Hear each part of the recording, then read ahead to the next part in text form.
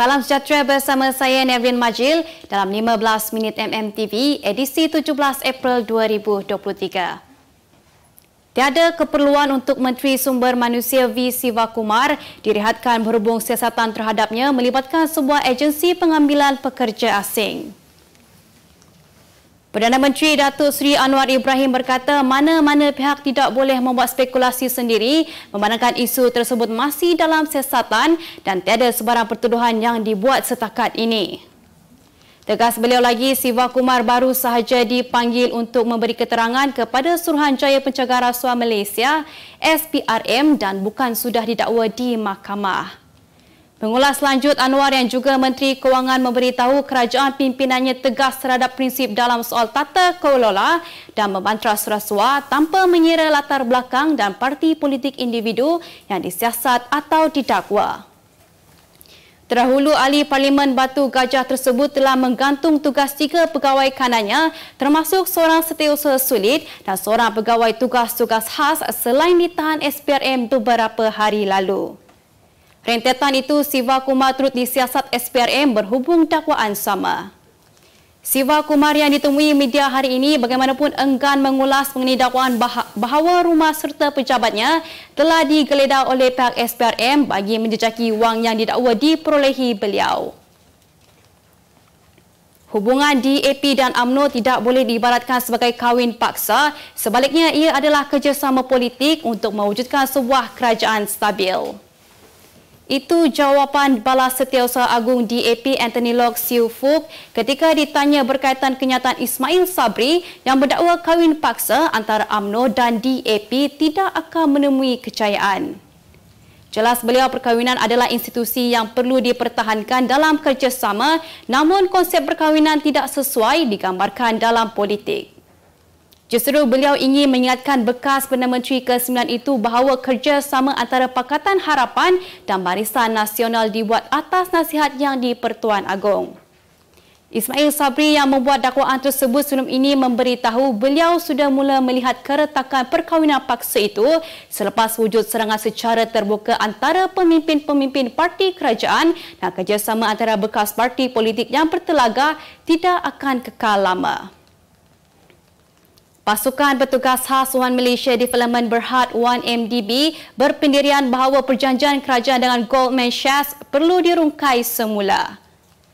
Perdana Menteri Datuk Seri Anwar Ibrahim berkata ia adalah pendirian yang disuarakan oleh pengerusi pasukan tersebut Datuk Seri Johari Ghani yang telah pun mula menjalankan tugas beliau. Katanya beliau turut bersetuju dengan pendirian pasukan petugas khas kerana menyifatkan kerajaan berhak memperoleh wang pampasan yang jauh lebih besar.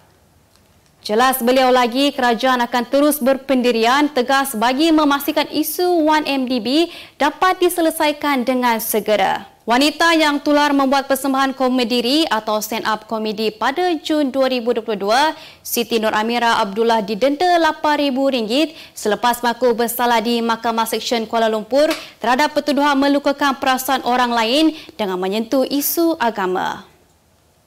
Hakim N. Priscilla Hema Malini membuat keputusan itu selepas Siti Nur Amira 27 tahun menukar pengakuan kepada bersalah atas pertuduhan pilihan. Berdasarkan kertas pertuduhan, Nur Amira dengan sengaja berniat melukakan perasaan agama orang lain dengan menyebut bahawa kamu adalah seorang Muslim, telah menghafal 15 juzuk Al-Quran dan kemudiannya bertindak membuka tudung dan menanggalkan baju kurung sewaktu persembahan pada 4 Jun 2022. Dia didakwa telah melakukan suatu kesalahan yang boleh dihukum di bawah Seksyen 298 Kanun Keseksaan dan jika sabit kesalahan, tertuduh boleh dijatuhkan hukuman penjara selama tempoh yang boleh sampai setahun atau dengan denda atau dengan kedua-duanya. Wanita berkenaan turut berdepan hukuman penjara 4 bulan jika gagal membayar jumlah denda berkenaan. Ingat, pastikan insurans dah cover kereta anda in case kena sondol dengan kerbau. Tipi, awak okey ke? Tipa, tersebutlah Alkisah Cinta Raya. Tipi dan Tipa mengikat jiwa. Hati terpaut dilafazkan saja. Kusangkakan real, rupa-rupanya angan-angan belaka. Tolong hati-hati di jalan raya. Kalau nak bawa laju, hai kena cover. Tak kira king of the road atau kereta kuasa kuda. Tahulah kau single tapi sayanglah kau. Kau dah mikir kena bau sangat ke? Kereta kau dah garang, kau berhati bertaman. Bila nak ajak tiba jadi lebih dari teman. Sedih boleh cover, jiwa lara tak tertahan. Takut kena friendzone, kita hanyalah kawan. Confess saja. Kejap jamnya. Mengaku je lah. Takut nak cuba. Nanti mak tanya jodohnya mana, diprotek kan ada. Tak susah mana. Apa yang tak susahnya? Online aja. Ni iklan apa? Kalau dah sayang, hai tak perlulah nak cover. Tapi insurans kena lah cover. Kan dah. Musim-musim raya ni, segala jenis kerbau keluar. Ada kerbau lemah, ada kerbau innocent macam ayam, ada kerbau bagi sebut salah, dan ada kerbau yang bagi salam. Assalamualaikum. Tipi. Hai Tipa. Nasiblah baik-baik, ada yang cover. Apply Tune Protect, motor isi saja. Semua di hujung jadi hai 3 minit settle. Selamatlah kita bercover raya. Belum sah.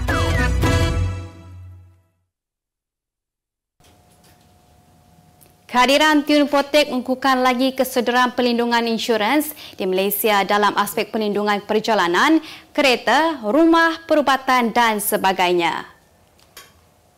Ketua Bahagian Penjenamaan Komunikasi dan Korporat Sosial Tune Protect, Esther Chew berkata, program Gerila Mamak Cyber, anjuran bersama Media Mulia Sunan Berhad bersama penampilan maskot TV Detam dan Mamak Cyber di Bazar Seksyen 13 Shah Alam bertujuan untuk meluaskan lagi jaringan pengetahuan berkaitan polisi pelindungan yang ditawarkan.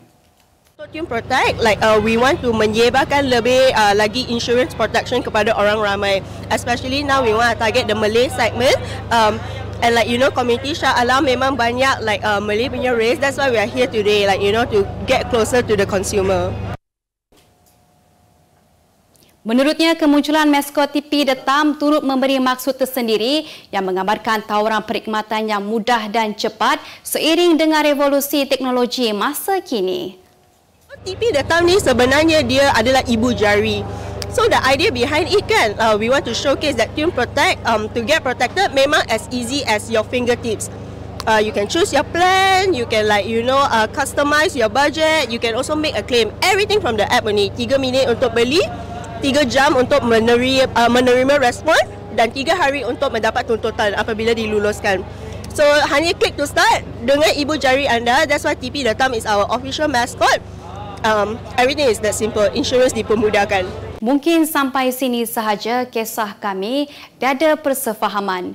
Demikian luahan pelakon dan pengacara Zulin Aziz menerusi caption Instagramnya seolah-olah memberi bayangan dia dan suaminya Farhan Nurzaini sudah bercerai. Malah menerusi laman sosialnya itu, Zulin 34 tahun turut memaklumkan dia tidak dapat memberi sebarang penjelasan berhubung status perkahwinannya yang berusia 1 tahun. Pengacara itu juga dalam perkongsian sama memohon ruang dan waktu daripada semua pihak, malah menafikan status tersebut adalah satu gimmick demi publicity. Untuk rekod, Zulin dan Farhan bernikah pada 20 Februari tahun lalu. Beralih ke berita dunia. Seorang atlet sukan ekstrim dari Sepanyol akhirnya keluar dari sebuah gua selepas berjaya menghabiskan masa selama 500 hari tanpa berhubungan dengan mana-mana individu dari luar. Pencapaian Beatrice Flam ini dijangka bakal melakar rekod dunia kerana memasuki gua di Granada sebelum insiden pencerobohan Rusia di Ukraine dan ketika dunia masih berada dalam fasa pandemik COVID-19. Wanita berusia 50 tahun tersebut tinggal dalam gua dalam sedalam 70 meter dengan melakukan beberapa aktiviti termasuk bersenam, melukis dan mengait topi bulu. Ini merupakan sebuah eksperimen yang dipantau rapi oleh sekumpulan saintis seperti dipantau oleh sekumpulan ahli psikologi, penyelidik, pakar psikologi, namun tiada pakar berkenaan pernah menghubunginya. 4 maut ditembak manakala sekurang-kurangnya 28 individu cedera dalam insiden sambutan hari lahir ke-16 yang berlaku semalam. Agensi Penguatkuasa Undang-Undang Alabama berkata kejadian tersebut berlaku di pusat bandar Deadville sekitar pukul 10.34 malam waktu tempatan. Sergeant Jeremy J. Burkett memaklumkan mangsa sedang mendapat rawatan di hospital dan ada di antara mereka berada dalam keadaan kritikal. Polis bagaimanapun belum menjelaskan sebarang maklumat mengenai suspek atau motif kejadian itu. Salah seorang mangsa yang terbunuh ialah Philip Savius Dowdell yang merupakan pemain bola sepak sebuah sekolah tinggi dan abang kepada gadis yang menyambut hari lahir berkenaan. Menurut DJ parti tersebut, Keenan Cooper, dia tidak mendengar sebarang bunyi pergaduhan atau kekacauan sebelum tembakan berlangsung. Utusan Malaysia dan Cosmo melancarkan satu lagi produk terbaru. Apa yang ada dalam Iklaneka? Ia adalah platform yang tepat dan efektif untuk mengiklan antaranya pelbagai jenis notis, cautan kosong, hartanah, tender, kenderaan, mencari wali atau waris dan pelbagai lagi. Apa yang anda cari? Semuanya ada di sini. 2 dalam 1. Layari iklaneka.utusan.com.my. Sektor insurans atau hayat di Malaysia mencatatkan pertumbuhan 1 angka bagi jumlah perniagaan berkuat kuasa pada 2022 walaupun berdepan cabaran berikutan negara dalam pemulihan daripada kesan berlarutan pandemik COVID-19. Presiden Persatuan Insurans Hayat Malaysia, Loh Kuat Lan berkata, jumlah premium berkuat kuasa meningkat 3.5% tahun ke tahun kepada 44.1 bilion ringgit pada 2022 daripada 42.7 bilion ringgit tahun sebelumnya. Katanya jumlah yang diinsyuranskan berkuat kuasa pula naik 5.3% tahun ke tahun kepada 1.9 trilion ringgit daripada 1.8 trilion ringgit pada 2021. Bagaimanapun menurut beliau bilangan polisi baharu yang dikeluarkan turun sedikit sebanyak 2.1% kepada 1.8 juta unit berbanding 1.9 juta unit pada 2021. Kita ke berita sukan. Bintang Paris Saint-Germain PSG Kylian Mbappe mencetak nama selaku penjaring terbanyak sepanjang zaman pasukan itu dalam kempen Ligue 1 apabila menewaskan RC Lens 3-1 di Parc des Princes awal pagi semalam. Mbappe 24 tahun merekodkan 139 jaringan untuk aksi Ligue 1 sekaligus memintas rekod PSG yang sebelum ini dipegang Edinson Cavani selepas mencetak gol pertama pasukannya. 2 lagi gol daripada Vitinha dan Lionel Messi turut menyaksikan PSG sudah sebelah kaki untuk mempertahankan gelaran Ligue 1 musim lalu dengan kelebihan 9 mata di tangga teratas dalam baki 7 perlawanan selepas ini. Tugas PSG menjadi lebih mudah apabila Lens terpaksa beraksi dengan 10 pemain sepanjang tempoh 71 minit apabila Salis Abdul Samid dilayangkan kad merah awal seminit ke-19. Aston Martin membuka kempen perlombaan Formula 1 F1 dengan baik, namun pemilik pasukan tersebut Lawrence Stroll menuntut agar pasukannya itu terus bekerja keras terutama untuk memburu kemenangan pertama mereka musim ini.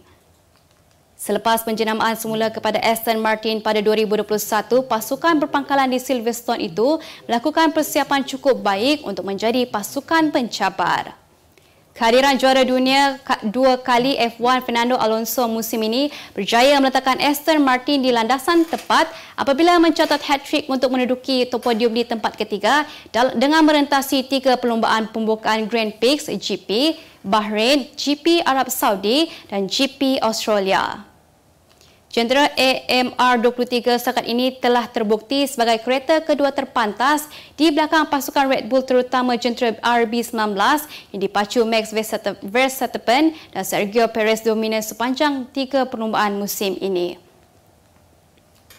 Sebagai penutup 15 minit MMTV hari ini, saksikan laporan cuaca esok Selasa 18 April 2023. Jangan lupa dapatkan akhbar utusan Malaysia dan Cosmo untuk berita-berita terkini dan menyeluruh. Sekian sahaja daripada saya, Nervin Majil. Salam sejahtera, selamat berbuka puasa dan jumpa lagi.